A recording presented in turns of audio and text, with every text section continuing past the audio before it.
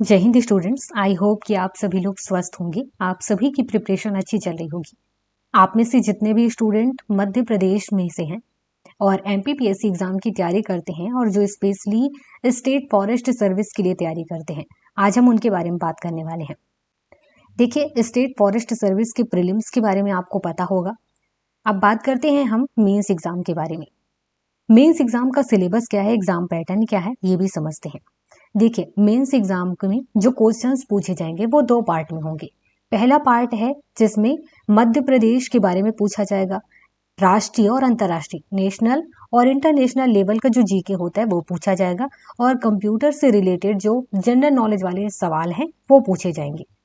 इसके 50 क्वेश्चंस पूछे जाएंगे और इसके 150 नंबर होंगे, मतलब कि 3 नंबर का एक क्वेश्चन है। दूसरा पार्ट का जो क्वेश्चन होगा उसमें वानिकी और सामान्य विज्ञान से रिलेटेड जो क्वेश्चंस हैं वो पूछे जाएंगे। इसमें जो क्वेश्चंस हैं वो 100 क्वेश्चन होंगे, इसके नंबर 300 होंगे। टोटल 450 नंबर का होगा और टोटल क्वेश्चन 150 के होंगे। इसमें 3 घंटे का समय दिया जाएगा। ये ऑब्जेक्टिव क्वेश्चंस होगा, सबसे पहले ये बता देती हूँ। कई सारे अलग अलग स्टेट होते हैं, वहां पर स्टेट फॉरेस्ट सर्विस के जो एग्जाम होता है मेंस एग्जाम, उसमें डिस्क्रिप्टिव टाइप का आंसर लिखना होता है, लेकिन यहाँ पर ऐसा नहीं है। इसमें क्या होता है कि ऑब्जेक्टिव टाइप के क्वेश्चन ही पूछे जाते हैं, बस इसमें निगेटिव मार्क होता है। इसमें एक और भी चीज है, वो ये है कि इसमें जो पार्ट 1 और पार्ट 2 है, पार्ट 1 और पार्ट 2 दोनों में कम से कम 40% नंबर लाना जरूरी है, ये ध्यान रखना है, तभी आप पास होंगे। अगर किसी भी एक पार्ट में 40% नंबर नहीं आते हैं तो दिक्कत है, फिर आपको पास नहीं माना जाएगा, भले ही आपने दूसरे पार्ट में कितने भी अच्छे नंबर क्यों न लाए हों। तो सबसे पहले आपको पास होने लायक नंबर लाना है और उसके बाद जितने अच्छे से अच्छे नंबर ला सकते हैं वो आपको करना होगा।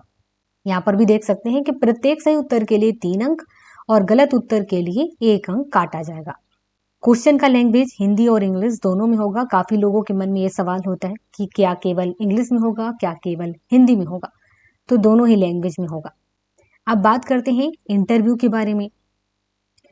तो इंटरव्यू में क्या होना है, इसमें 50 नंबर का इंटरव्यू होना है और कम से कम कितने नंबर लाना है ये डिसाइड नहीं होता है, तो यहाँ पर ये ध्यान रखना है। इंटरव्यू और एग्जाम ये दोनों के ही नंबर को मिला करके आपके हो गए टोटल 500।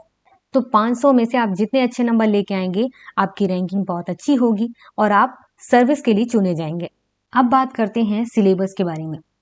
सिलेबस में पार्ट ए और पार्ट बी, इन दोनों के बारे में हम समझेंगे। पार्ट ए में वही सारे क्वेश्चंस आने वाले हैं जो प्रीलिम्स में आएंगे, वही टॉपिक है, बस कुछ टॉपिक सेलेक्टेड हैं, जैसे कि मध्य प्रदेश से जो जीके आने वाला है वो मध्य प्रदेश का इतिहास, संस्कृति और साहित्य के बारे में पूछा जाएगा। ये जो टॉपिक है ये सेम वही टॉपिक है जो प्रीलिम्स में है, जैसे कि मध्य प्रदेश के इतिहास में जो कुछ घटनाएं हुई थी वो जानना है, मध्य प्रदेश का क्या योगदान स्वतंत्रता आंदोलन में रहा वो जानना है, मध्य प्रदेश की कला संस्कृति क्या है, जनजातियां और उनकी बोलियां क्या है, कौन कौन से त्योहार मनाए जाते हैं, लोक कलाएं हैं, लोक संगीत हैं, साहित्यकार कौन कौन से हैं, उनकी कौन कौन सी रचनाएं हैं, पर्यटन स्थल और कुछ प्रमुख व्यक्तित्व के व्यक्ति हैं उनके बारे में जानना जरूरी है। इसके बाद है मध्य प्रदेश का भूगोल, जिसमें जब आप भूगोल पढ़ेंगे, जियोग्राफी पढ़ेंगे, तो वन, पर्वत, नदियां, जलवायु, खनिज संसाधन, फिर परंपरागत गैर परंपरागत चीजें, सिंचाई और उनकी परियोजनाओं के बारे में आप जानेंगे, ये एमपी के जियोग्राफी में। इसके बाद एमपी के पॉलिटी और इकोनॉमी को जानते हैं तो आपको जैसे कि राज्यपाल, मंत्रिमंडल, विधानसभा, पंचायती राज, सामाजिक व्यवस्था, इसके बाद जनसांख्यिकी जो जनगणना है, इकोनॉमिक डेवलपमेंट, कुछ इंपॉर्टेंट उद्योग हैं, इंडस्ट्रियल एरिया है, उनके बारे में पता हो, फिर कृषि और कृषि आधारित उद्योग, ये आपको पता हो। इसके बाद है नेशनल और इंटरनेशनल लेवल की जो करंट अफेयर है वो पता होनी चाहिए, उनमें क्या क्या पता हो, जैसे कि कुछ जरूरी घटनाएं हैं वो तो पता होंगी ही होंगी। उसके बाद खेल से रिलेटेड जो क्वेश्चंस हैं वो भी पूछे जाएंगे, पुरस्कार से रिलेटेड कुछ जन कल्याणकारी योजनाएं हैं जो मध्य प्रदेश सरकार ने जारी की होंगी वो पता हो, और कुछ इंपॉर्टेंट व्यक्तित्व हैं, कुछ स्थान हैं जो नई चीजें बनती हैं या चर्चा में होती हैं वो आपको पता हो। ये आपको कहाँ से पता चलेंगी, जब आप डेली न्यूज पढ़ेंगे। इसके बाद सूचना और संचार प्रौद्योगिकी में इलेक्ट्रॉनिक्स, कंप्यूटर, सूचना और प्रौद्योगिकी, रोबोटिक्स, आर्टिफिशियल इंटेलिजेंस, ये सबसे ज्यादा न्यूज में रहता है। साइबर सिक्योरिटी ये भी सबसे ज़्यादा न्यूज में रहता है, e governance, internet, social networking sites, e commerce. तो ये सारे टॉपिक वही हैं जो प्रीलिम्स में है। तो अगर आपने प्रीलिम्स दिया है, अच्छे से तैयारी किया है, तो यहाँ पर आपको केवल रिवीजन की जरूरत होनी है। इसके बाद बात करते हैं पार्ट बी की, जिसमें वानिकी और सामान्य विज्ञान से रिलेटेड जो क्वेश्चंस है वो पूछे जाएंगे। इसमें 10 यूनिट में बांटा गया है। देखिए जो टॉपिक है वो आप लगभग जब आप उस टॉपिक को यूनिट के अकॉर्डिंग पढ़ेंगे तो वो क्लियर हो ही जाएंगे, इसलिए ज़्यादा डिटेल में हम बात नहीं करेंगे, यूनिट वाइज बात करते हैं। देखिए सबसे पहले यूनिट में बताया गया है कि आपसे वन और वानिकी के बारे में पूछा जाएगा, जिसमें परिभाषा, उद्देश्य, भूमिका, फिर वनों में क्षति के कारण, उसके अलग अलग टाइप के जो क्लासिफिकेशन वर्गीकरण है उनके बारे में पूछा जाएगा। कुछ एग्जाम्पल्स हैं उनके बारे में पता हो, जैसे कि सागौन, साल, शीशम, बबूल, हरा बिहाड़ा, तेंदुप्लास, ये सब चीजें आपको पता होनी चाहिए। दूसरी यूनिट है वो है वन उपयोजन, जिसमें आपको वही परिभाषा, शब्दावलियां क्या है इनके बारे में पता हो। इसके बाद कास्ट, सीजनिंग, कास्ट परिरक्षी, प्लाईवुड, पार्टिकल वुड, इनके बारे में पता हो, जैसे कि रेसे, फ्लासिस, खास, टेनिन, गोंद, रंग, रॉल, ओलियो, रेजिन, संगंध तेल, इस टाइप की चीजें पता होनी जरूरी है। तीसरा यूनिट है वन नीति और वन विधियां। ये आपको गूगल में भी मिल जाएगा, बुक में भी मिल जाएंगी।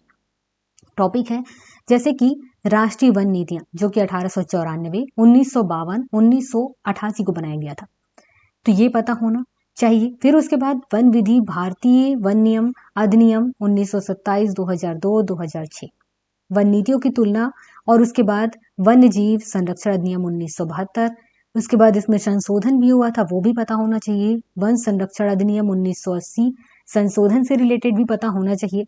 पर्यावरण संरक्षण अधिनियम 1986, जैव विविधता अधिनियम 2002। यहाँ पर एक चीज ध्यान देना, जो अधिनियम है और इनके साथ ये डेट लिखा हुआ है, ये जब लागू हुआ है उसके बारे में है, तो कई बार ये डेट से डायरेक्ट क्वेश्चंस आते हैं, जैसे कि जैव विविधता अधिनियम 2002, तो ये क्वेश्चन भी काफी बार रिपीट हुआ है, तो ये पता होना चाहिए। इसके अलावा आदिवासियों के लिए वन अधिकार अधिनियम 2006 है, भारतीय वन अधिनियम 2019 है, कृषि वानिकी नीति 2014 है। तो इस चैप्टर में, इस यूनिट में आपको ये पढ़ना है। इसके बाद नेक्स्ट यूनिट है वन रक्षण, जिसमें आपको वही परिभाषा पढ़ना है, वनों की क्षति पहुंचाने वाले कई अलग अलग टाइप के जो फैक्टर्स होते हैं वो पता होना चाहिए। जल संरक्षण में वनों की क्या भूमिका होती है, राष्ट्रीय उद्यान, अभ्यारण्य, ये आपको इसमें ये पढ़ना है। पांचवा यूनिट है मध्य प्रदेश की जनजातियों के बारे में। जनजाति कितने टाइप की हैं मध्य प्रदेश में, कौन कौन सी हैं, कौन प्रमुख हैं, कौन कम हैं, ये पता होनी चाहिए, उनकी क्या बोलियां हैं। उसके अलावा मध्य प्रदेश की सरकार ने उन जनजातियों के लिए क्या क्या काम किया, इसके अलावा जो जनजाति की बोलियों के साथ उनकी क्या संस्कृति है, परंपरा है, ये पता होना चाहिए। इसके बाद 6 यूनिट है रसायन, केमिस्ट्री से रिलेटेड। तो कुछ इंपॉर्टेंट चीजें हैं जो इसमें पता होनी चाहिए, जैसे कि इसमें बता ही दिया है कि रासायनिक अभिक्रियाओं की दर, रासायनिक साम्य, रासायनिक अभिक्रिया की दर की प्रारंभिक ज्ञान, ये सब चीजें पता होनी चाहिए, जैसे कि अम्ल क्या है, क्षार क्या है। इसके बाद कपड़े धोने का सोडा, खाने का सोडा, विरंजक चूर्ण, ये कुछ इंपॉर्टेंट है जो चीजें आपको पता होनी जरूरी है। इसके बाद है फिजिक्स। फिजिक्स में भी जो इंपॉर्टेंट फैक्ट है वो पता होना जरूरी है। टॉपिक आप इस तरीके से देख सकते हैं, ज्यादा डिटेल में नहीं बात करेंगे, आप सिलेबस डाउनलोड कर सकते हैं। इसके बाद नेक्स्ट यूनिट है 8, जिसमें आपको जीव विज्ञान पढ़ना है। जीव विज्ञान में भी कुछ जरूरी चीजें, जैसे कि रक्त का थक्का बनना, रुधिर समूह, मतलब वही जो हम लोग अपने ब्लड ग्रुप के बारे में बात करते हैं, इसके बारे में पता हो। ऑक्सी अनऑक्सी श्वसन, जब आप जीव विज्ञान पढ़ेंगे तो आपको यहाँ पर पता हो जाएगा, ये कुछ जरूरी चीजें हैं। टॉपिक अगर आप जस का तस वही पढ़ना चाहते हैं जो यहाँ पर सिलेबस में दिया हुआ है तो आप डाउनलोड करें। इसके बाद नेक्स्ट यूनिट है इन्वायरमेंट से रिलेटेड। इन्वायरमेंट के बारे में कौन नहीं जानता है, लेकिन उसके बाद भी कुछ जरूरी चीजें हैं, जैसे कि जिस पर लोग ध्यान नहीं देते हैं, डेट को लेकर के कुछ नया अमेंडमेंट जो अभी हुआ है उसके बारे में। वैसे तो जनरली चीजों के बारे में पता होता है, जैसे कि मृदा प्रदूषण, ध्वनि प्रदूषण, आपदा प्रबंधन, जैव विविधता, इनके बारे में लोगों को पता होता है, लेकिन वर्तमान प्रेजेंट टाइम में इससे रिलेटेड क्या आसपास घटनाएं चलती हैं, सबसे ज्यादा फोकस करने की जरूरत उसमें है। उसके बाद 10वां यूनिट है, जिसमें आपसे गणित, मैथ से रिलेटेड कुछ क्वेश्चंस आएंगे, जनरल एप्टीट्यूड से रिलेटेड कुछ क्वेश्चंस आएंगे जिस पर दिमाग लगाना होगा, जिसमें आपसे अंक गणित, बीज गणित, ज्यामिति से रिलेटेड क्वेश्चंस भी होंगे, लाभ हानि, जोड़ घटाना, फिर उसके बाद बीजगणित में जोड़ घटाने के साथ साथ गुणा भाग, लघुत्तम, महासमापन, एलसीएम, एचसीएफ, ये सब चीजें पूछी जाएंगी। फिर कुछ रेखा एवं कोण, समांतर रेखाएं, त्रिभुज, चतुर्भुज, इनसे रिलेटेड क्वेश्चंस आएंगी। त्रिकोणमिति, जिसमें वृत्तीय मापन, त्रिकोणमिति अनुपातों की परिभाषा, मतलब मैथ से रिलेटेड सभी क्वेश्चंस होंगे। जो 10th लेवल के मैथ होता है, समझिए वहां तक के क्वेश्चंस इसमें आएंगे ही आएंगे।